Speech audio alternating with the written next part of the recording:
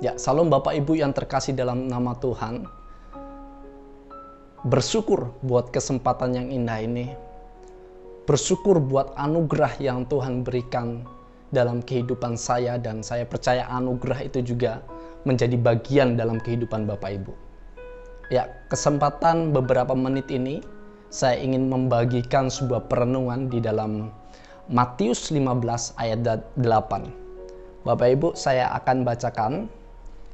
Ya, bangsa ini memuliakan aku dengan bibirnya, padahal hatinya jauh daripadaku. Saya ulangi, bangsa ini memuliakan aku dengan bibirnya, padahal hatinya jauh daripadaku. Bapak Ibu Saudara yang terkasih dalam Tuhan, saya berdiri tempat ini sebagai anggota keluarga Bapak Ibu sekalian. Saat ini mungkin saya berbicara sebagai anak, atau mungkin saat ini saya bicara sebagai kakak bagi Bapak Ibu, atau bahkan cucu atau adik. Intinya saya bicara sebagai anggota keluarga asli, murni bagi Bapak Ibu.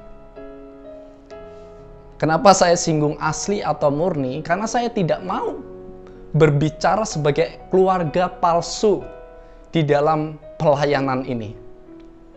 Ya, bicara tentang keluarga palsu, ya mungkin ini agak sedikit menyimpang terhadap konteks ayat firman ini, tapi saya ingin membagikan ini. Ada sebuah cerita yang menarik dan ini sangat inovatif, ya Bapak Ibu. Ada seorang kontraktor di California. Ya, dia mencetuskan suatu ide inovatif dalam menjual rumah-rumahnya. Ya, ia pikir cara yang terbaik untuk membuat sebuah rumah tampak menarik ya mungkin adalah dengan menghadirkan keluarga di dalamnya. Mungkin saat ia memamerkan rumah-rumahnya itu, dia ingin menyajikan bahwa seakan-akan ada keluarga bahagia di dalam desain rumah yang ia ciptakan itu, yang sudah dibangunnya. Ya, dengan demikian kontraktor ini menyewa para aktor Bapak Ibu untuk memerankan kehidupan keluarga bahagia dalam rumah-rumah yang telah didesain dan telah dibangun oleh perusahaannya. Bahkan para pembeli dapat bertanya secara langsung kepada para aktor tentang kondisi rumahnya itu. Apakah nyaman, apakah ini sangat baik digunakan, kualitas produknya dan lain sebagainya. Ya, setiap anggota keluarga ini, ya anggota keluarga palsu ini, ya itu menjalankan perannya masing-masing Bapak Ibu. Ada yang memasak, ada yang menonton televisi, bahkan anak-anak kecil ada yang bermain, menunjukkan betapa amannya rumah itu untuk anak-anak. Ya, sehingga para pembeli Bapak Ibu bisa membayangkan betapa bahagianya jika ia dan keluarganya bisa tinggal di situ. Nah, kepalsuan seperti ini memang tidak salah Bapak Ibu, karena konteksnya untuk membuat orang tertarik dengan produk kita. Namun renungkan kepura-puraan para pemimpin agama di zaman Yesus. Seperti yang ayat yang kita telah baca. Kalau Bapak Ibu membaca Matius 15 ayat 1 sampai 9, Bapak Ibu bisa melihat dengan jelas kepura-puraan itu. Mereka berpura-pura mengasihi Allah dengan saleh, ya, membuat daftar aturan yang harus mereka dan orang lain patuhi.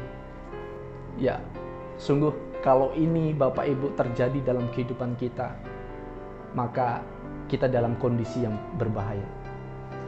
Bapak Ibu, namun ini hanya cara ya agar mereka tampak saleh.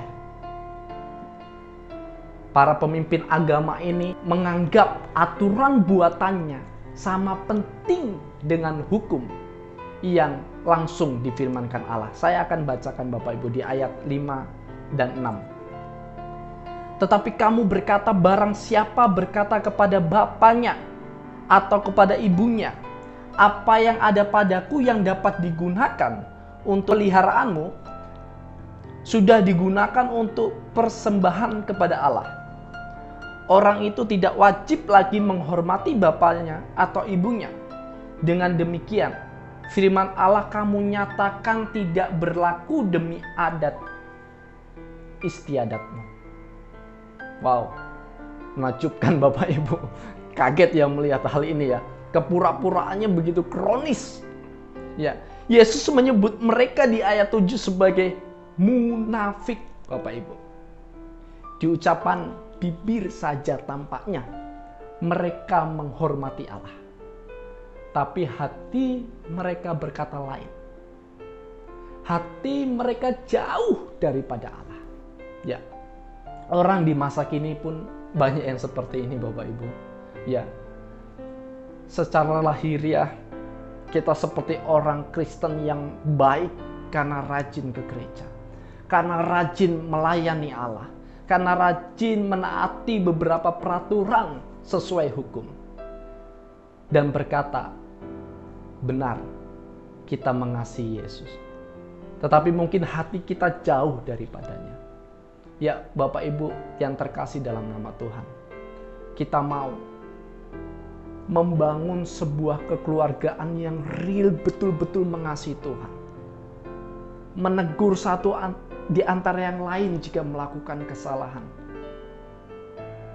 Mendorong satu di antara yang lain jika mungkin di antara kita ada yang jatuh, tak berdaya, butuh pertolongan dan lain sebagainya. Jangan justru seperti pemimpin agama, menganggap dirinya lebih pantas dihargai oleh Allah, tapi mengabaikan anggota keluarga yang lainnya. Saudara yang terkasih dalam Tuhan, hidup di dalam sebuah keluarga memang menyenangkan. Tetapi ingat, jangan di antara kita saling memainkan perannya masing-masing demi ingin terlihat sempurna di mata Tuhan. Sampai di sini dan saya berdoa kita semua menjadi keluarga yang benar-benar dipandang mulia di hadapan Allah. Terima kasih, puji Tuhan.